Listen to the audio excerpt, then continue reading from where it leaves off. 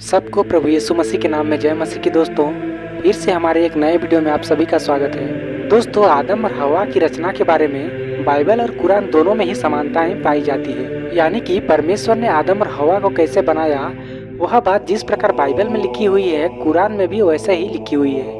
फिर भी कई क्षेत्रों में बाइबल और कुरान दोनों में अंतर है। जैसे कि कुरान कहती है कि परमेश्वर ने आदम और हवा को स्वर्ग में बनाया, लेकिन बाइबल ऐसा नहीं कहती।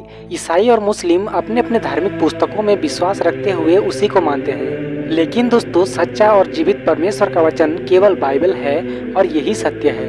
दोस्तों हमारे कई गैर मसीही भाई बहन परमेश्वर की सृष्टि के ऊपर सवाल उठाते हैं या फिर उनका मजाक उड़ाते हैं। आज मैं आपके सामने खान सर का एक वीडियो लेकर आया हूं, जिसमें कि वह आदम और हवा की सृष्टि के विषय को एक एंटरटेनिंग तरीके से यानी कि मजाक ढंग से अपने स्टूडेंट्स को बता रहे हैं। दोस्तों खान सर के बारे में आप सभी जानते होंगे कि वह एक बहुत ही अच्छा टीचर हैं।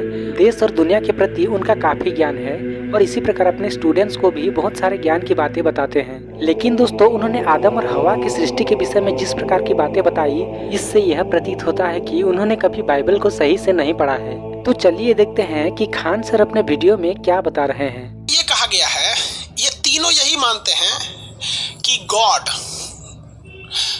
ने सबसे पहले बनाया आदम को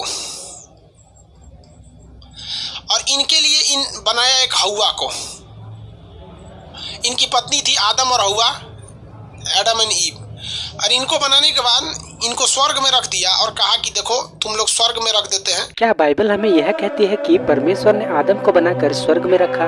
आइए देखते हैं उत्पत्ति 2 का 8 वचन। यहोवा परमेश्वर ने पूर्व दिशा में एदन नामक स्थान में एक बगीचा बनाया और उस बगीचे में मनुष्य यानी कि आदम को रखा। अब खान सर को कहां से यह पता चला कि परमेश्वर ने आदम को स्वर्ग में रखा? चलिए आगे और देखते हैं कि खान सर क्या बता रहे हैं। लेकिन कहा कि तुम अनाज मत खाना, क्योंकि अगर तुम अनाज खाओगी ना तो तुम मतलब लेट्रिन होने लगता है, और लेट्रिन होने से क्या होता है कि भाई स्वर्ग गंदा हो जाएगा। तुम फल फ्रूट खा लेना, जितना अनाज मत खाना। दोस्तों क्या परमेश्वर आदम और हवा को अनाज खाने से मना किया था?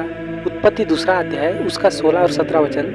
यहोवा परमेश्वर ने मनुष्य से यह कहा, मतलब आदम और हवा से कहा, तुम बगीचे के किसी भी पेड़ के फल खा सकते हो, लेकिन भले या बुरे के ज्ञान का जो पेड़ है उसका फल तुम कभी न खाना, क्योंकि जिस दिन तुम इसमें से खाओगे निश्चय ही तुम मर जाओगे। दोस्तों यहाँ पर तो परमेश्वर ने कहीं पर भी अनाज के बारे में जिक्र नहीं किया। उन्होंने आदम और हवा से कहा कि भले बुरे के ज्ञान का जो पेड़ है उसका फल तुम न खाना। देखिए दाल चावल और गेहूं जैसे बीज वाले खाद्यों को अनाज कहा जाता है। अब खान सर को कहां से यह पता चला कि परमेश्वर ने उन्हें अनाज खाने से मना किया था? और दोस्तों खान सर ने यह भी कहा कि परमेश्वर ने आदम और हवा को अनाज खाने को इसलिए मना किया कि अनाज खाने से लेट्रिन होता है, जिससे कि स्वर्ग गंदा हो जाएगा। देखिए यह बात बिब्लिकली बिल्कुल रॉन्ग है, क्योंकि बाइबल में ऐसा कहीं पर भी लिखा हुआ नहीं है। खान सर अपने मनगढ़ंत कहानी को परमेश्वर के वचनों के साथ जोड़कर अपने स्टूडेंट्स को बता रहे हैं। चलिए फिर आगे देखते हैं और उन्होंने क्या कहा। ठीक है, लेकिन ये लोग माने नहीं। ये हव्वा जो थी ना, ये शैतान के बहकावे में चली आई और अनाज खा ली, और न तो एकरो खिया दी आदम को। तो भगवान लात मार के भगा दिए, भाग यहाँ से, भगा दिए नीचे।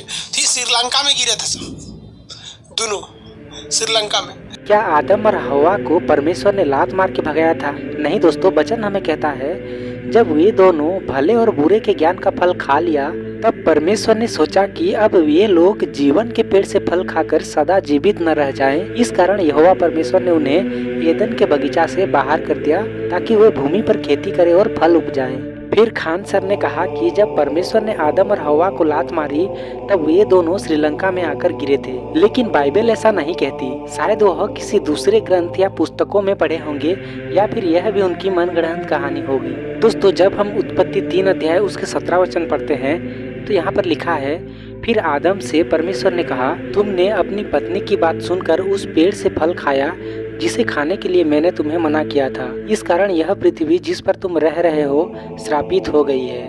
देखिए इन वचनों से हमें इतना तो पता चलता है कि परमेश्वर ने आदम और हवा को इसी धरती पर यानी इसी पृथ्वी पर बनाया था। दोस्तों मैं आप लोगों से यह कहना चाहूँगा कि जब भी आप किसी भी धर्म और उनकी धार्मिक पुस्तकों से जुड़ी हुई बातों के बारे में बता रहे हैं तो उसे एंटरटेन या मजाक ढंग से न बताएं। मेरी ओर से आपको यही सुझाव रहेगा कि आप एक बार बाइबल को सही से पढ़ लेना चाहिए। तो चलिए दोस्तों, इस वीडियो में इतना ही। अगर वीडियो आपको पसंद आया तो लाइक करें और चैनल को सब्सक्राइब जरूर करें।